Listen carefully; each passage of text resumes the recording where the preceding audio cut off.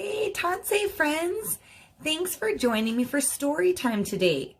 The story that we're going to look at is called Ruby Finds a Worry. And it's a story about a little girl named Ruby. And one day, out of nowhere, she finds a worry. And the worry gets bigger and bigger and bigger, and she doesn't know what to do until she meets someone else with a worry. And then it all makes sense, and she knows just how to shrink her worry. Do you guys have any worries? Sometimes worries can live in our head, and it makes our head hurt, kind of like we have a headache. Or sometimes worries can dance around in our tummy, and it can give us a tummy ache. Worries can make us feel pretty yucky, but did you know everyone gets worries? And if you talk about your worry with a grown-up, a caring, loving grown-up, it can actually make your worry disappear, and then you'll feel better. Take a look at this story and think about a time that you felt like Ruby. What did you do to feel better? Get comfortable and enjoy the story. Ruby Finds a Worry by Tom Percival.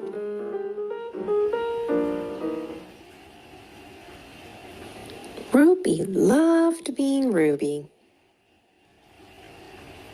She loved to swing up high.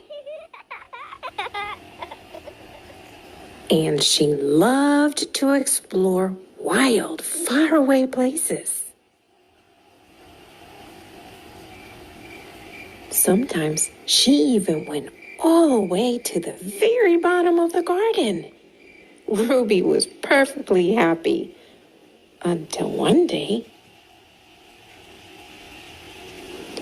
she discovered a worry. It wasn't a very big worry.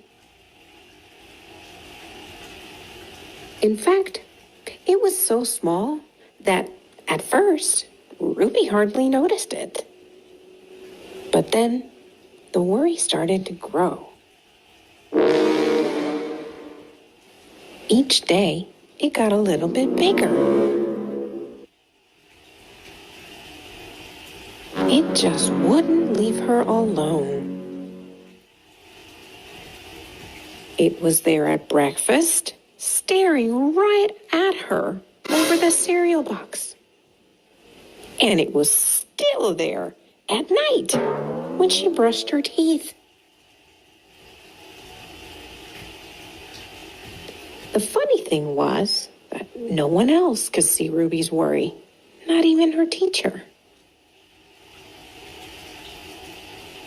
So Ruby pretended that she couldn't see it either.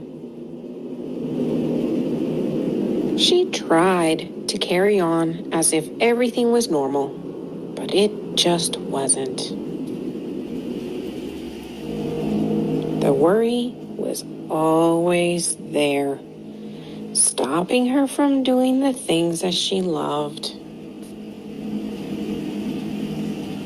Ruby wondered if the worry would ever go away. What if it didn't? What if it stayed with her forever? Ruby didn't realize it, but she was doing the worst thing you can ever do with a worry. She was worrying about it. Now, the worry was enormous. It could barely fit in the kitchen at dinner time. It filled up half the school bus. And it took up whole rows at the movie theater. The worry became the only thing that Ruby could think about, and it seemed like she would never feel happy again. Then, one day, something unexpected happened. Ruby noticed a boy sitting alone at the park. He looked how she felt, sad. And then she noticed something else. Something hovering next to him. Could it be a worry? It was. Ruby realized that she wasn't the only person with a worry after all. Other people had them too. She asked the boy what was on his mind, and as he told her, the strangest thing happened. His worry began to shrink. Then Ruby did the best thing you can ever do if you have a worry. She talked about it.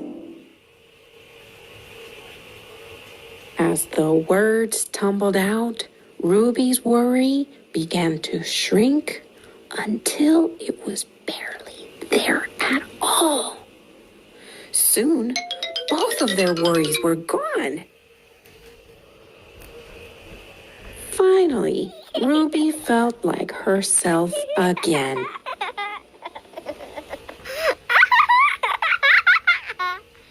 Of course, that wasn't the last time she ever had a worry. Everyone gets them from time to time. But now that she knew how to get rid of them, they never hung around for long.